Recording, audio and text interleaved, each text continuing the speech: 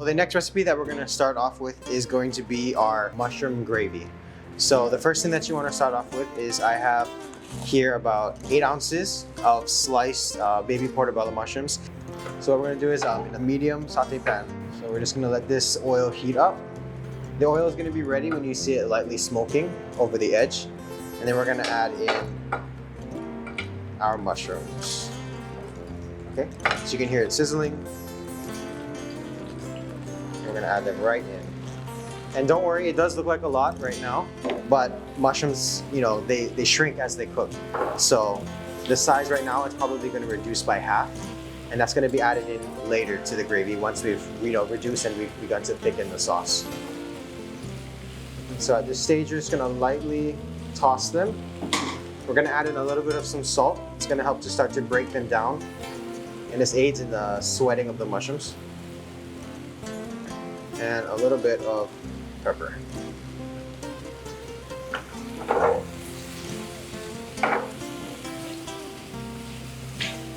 And you can see like on the bottom of the pan it's starting to form these little, kind of like a crust. That's what's gonna actually end up adding to the flavor of the gravy.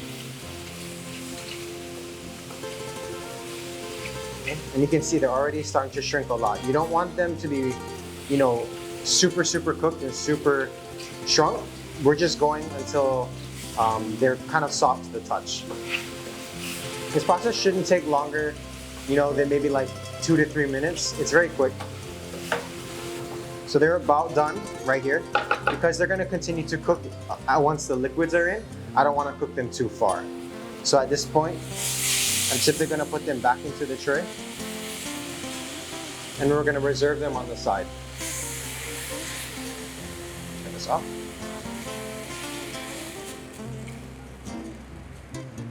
And then we're gonna add in our 2 tablespoons of butter.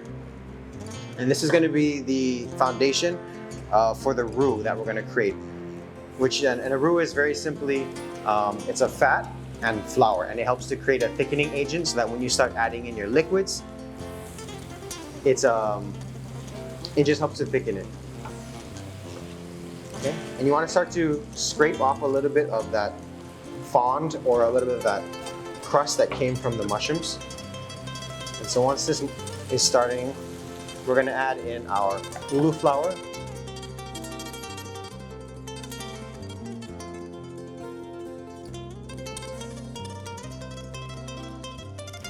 And so at this time, we're gonna add in our beef stock. So I made this beef stock simply, you just warmed up some water and I used instant beef bouillon.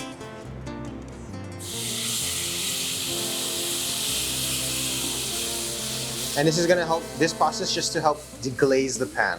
So we're making sure that there's nothing, you know, super stuck on the bottom.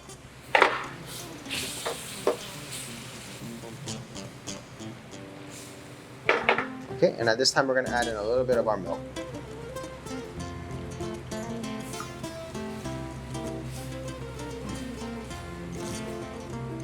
You want to add the milk a little bit at a time because it's going to start to thicken slowly.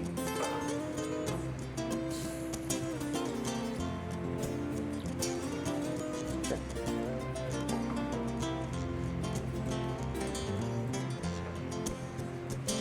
You want to make sure to scrape the pan.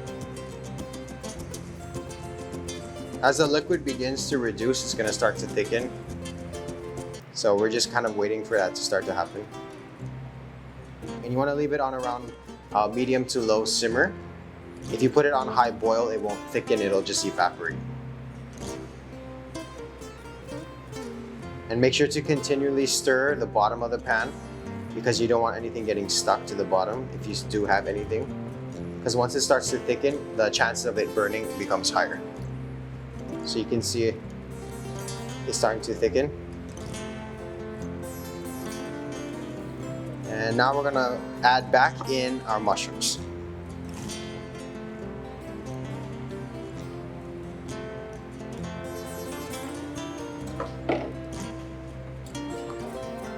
And it's at this point that you want to season just a little bit. A little bit of salt, a little bit of pepper. when it's pretty much ready, what you're gonna do is you're gonna be able to put it over the back of a spatula and you can run your finger through it and it creates like a solid line and it doesn't run through it. So this one still has about maybe 2 to 3 more minutes to go. Okay, and right there. So you can see how I created a line and it didn't go through. So it's pretty much ready. And last but not least, we are going to be doing the fried chicken. So the reason that I chose to do this last in the process is because it's a fried item, you want it to stay as crispy as long as can. So you want this to kind of be like the last thing you do once everything is ready. So like the biscuits are being cooked, the gravy is done.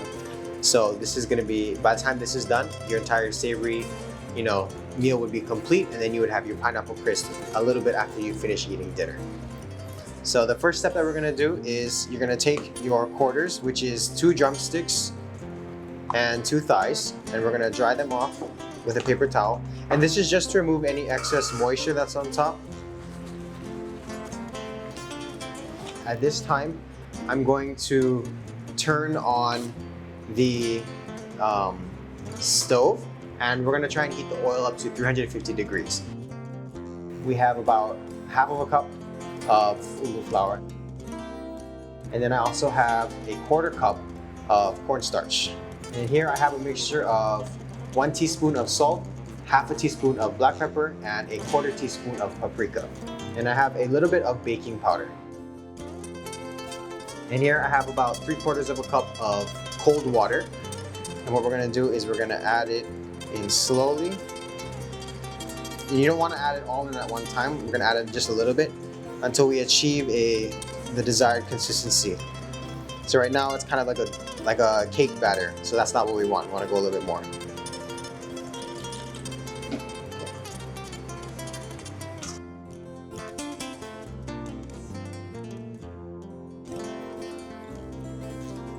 And this is kind of the consistency that we're going for. It drips off really nice like this, but it's not so thick that it becomes like a dough in your hand, right? And one of the key things of, when I make chicken, the fried chicken, is I have some extra flour on the side, and what this is called is dredging. So I'm just gonna sprinkle a little bit on top of the raw chicken first. This will help the batter to stick to the chicken. If there is any moisture left on the chicken, sometimes that batter just slides off and then you have a portion of the fried chicken that has no batter on it. By adding a flour dredge, you're allowing the chicken a chance to have more batter all throughout it. So what we're gonna do first is I'm gonna do the drumsticks. Okay, and what you're gonna do is you're gonna just drop it right in. And you can see, because of the flour dredge that was on it, it coated the chicken nice and evenly. And you don't want all of this dripping. So you're just gonna, on the edge, you're just gonna kind of drip it off. And you're just gonna drop it right in. You can see it bubbling. So that means that the oil was ready. And you wanna make sure that they're not sticking to the bottom. So you wanna just move it around. If you have a tongs.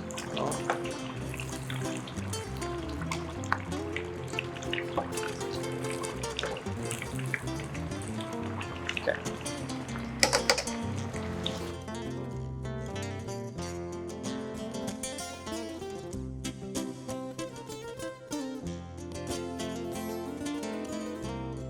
And these chicken are about done. And we're gonna put them on top of a plate that has a paper towel, and that's just to absorb some of the oil that's gonna be coming off of it. Okay. And at this time, we're gonna add in our chicken thigh pieces.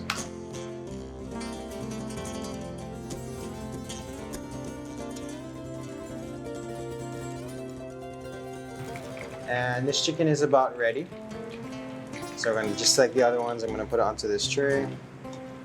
And with our chicken done, our gravy done, our biscuits are almost ready. And I'm gonna get that plated up for you, and we're gonna get ready to eat.